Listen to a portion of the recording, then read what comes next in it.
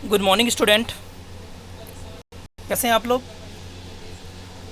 मेहनत करते रहिए। फिगर का बहुत इंपॉर्टेंट है। फिगर भी जितने हैं वो आते हैं। अगर 70 नंबर का पेपर है तो 15 नंबर के फिगर भी आने हैं, इसलिए उनको छोड़ना नहीं है। चलिए आज क्वेश्चन है, परागकण भित्ति रचना में टेपिटम की भूमिका का व्याख्या कीजिए। बड़ा नाम आया है टेपिटम टेपिटम कई बार। अब इसके बारे में थोड़ा पढ़ भी लेते हैं कि आखिर ये परागकण की भित्ति की रचना किस प्रकार करती है। आपको इससे पहले ये भी बताया गया है कि ये परागकण को पोषण प्रदान करने का भी काम करती है। ये बात भी ध्यान देनी है, ठीक है बच्चों। ये है परिपक्व पराग कोष के अनुप्रस्थ काट का रेखांकित चित्र। याद है ना, ये 4 पार्ट बने हुए हैं जिनमें से परागकण अभी कल आपको दिखाया गया था, निकल रहे थे, और ये आपका डेवलप्ड पार्ट है। चलिए इसके बारे में थोड़ा पढ़ते हैं पहले।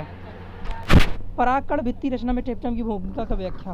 पुंकेसर के पराग कोष यानी एंथर में 4 लघु बीजाणु धानी बनती हैं, ये तो आपको पहले से पता है। प्रत्येक लघु बीजाणु 4 पर्वों वाली भित्ति से आवृत होती है। देखिए 4 पर्व हैं, आवृत होती है। बाहर की भित्ति की ओर उन्हें क्रमशः क्या क्या कहेंगे बेटा? एपिडर्मिस, एंडोडर्मिस और मिडल लेयर। अगर ध्यान से देखें तो जो बाहर वाली लेयर आपको दिखेगी, इसमें देखिए ये जहाँ पर ये पूरा पार्ट है ना, ये पूरा बीजाणु धानी का पूरा पार्ट है।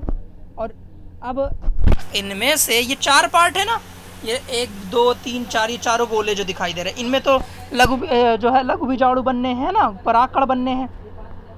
लेकिन अगर हम टेपिटम देखना तो ये जो गोल गोल पार्ट दिखाई दे रहा है, इसको हमने काट लिया और माइक्रोस्कोप में ले जा करके देखा तो हमें क्या क्या पार्ट दिखाई दिए? Epidermis, endodermis. देखिए अगर गौर से देखिए तो जो बाहर वाला डॉटेड दिखाई दे रहा है वो एपिडर्मिस है, इसके थोड़ा सा अंदर की तरफ एंडोडर्मिस है ना, और एक कौन सा है? Middle layer. अगर आप ध्यान देंगे तो ये मिडिल लेयर हो गई। 3 लेयर आपको दिखाई देंगी मेनली, उसके बाद तो आपका जो है टेपिटम चालू हो जाएगी, है ना। और तो कौन कौन से लेयर है इसके ऊपर फिर से देखिए। बाहर से भीतर की ओर क्रमशः किसमें? लघु बीजाणु धानी।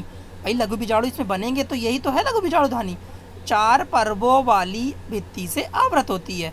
कितने परतों वाली है? 4 परत। अगर देखें आप गिने सही से तो 4 परत दिखाई देंगे, 1 2 3 4, है ना। अब देखिए आगे कौन कौन? एपिडर्मिस, एंडोडर्मिस और मिडल लेयर, और आखिरी में तथा टेपिटम कहते हैं। चारों लेयर हो गई ना। कौन कौन सी? एपिडर्मिस, एंडोडर्मिस, मिडल लेयर और टेपिटम। ओके बच्चों, कोई दिक्कत नहीं है। फिर से देख लो, एपिडर्मिस बाहर, उसके अंदर वाली जो है एंडोडर्मिस, उसके अंदर ये जो 2 दिखाई दे रही हैं वो मिडल लेयर।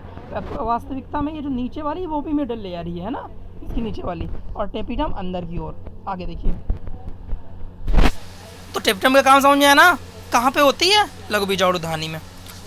बाह्य 3 परतों के लघु बीजाणु धानी को संरक्षण प्रदान करती हैं। भाई कौन कौन सी? एपिडर्मिस, एंडोडर्मिस और मिडिल लेयर। और स्फुटन में सहायता करते हैं, जब फूटेगा ये और बाहर लघु बीजाणु निकलेंगे उसमें सहायता करते हैं। सबसे भीतरी टेपिटम परत को की कोशिकाएं विकासशील परागकणों को पोषण प्रदान करती है। अरे तो आगे ना टेपिटम अंदर की ओर देखिए। अब ये जो परागकण, ये जो गाले ब्लैक कलर के आपको दिखाई दे रहे हैं, माइक्रोस्पोर मदर सेल है ना, तो इनको पोषण कौन देगा? टेपिटम देगा। बहुत आसान सा अगर थोड़ा सा बना लेंगे तो आ जाएगा। सबसे भीतरी परत कोशिकाएं विकासशील परागकणों को पोषण प्रदान करती हैं। इतना कर लीजिएगा, ये फिगर बना लीजिएगा, ठीक है, क्योंकि इंपॉर्टेंट है। ये लघु बीजाणु धानी का ही फिगर है, बस यहाँ पे उसकी काट है पूरी, और ये उसके टेपिटम और उसकी लेयर है। कोई दिक्कत नहीं होनी चाहिए, है ना।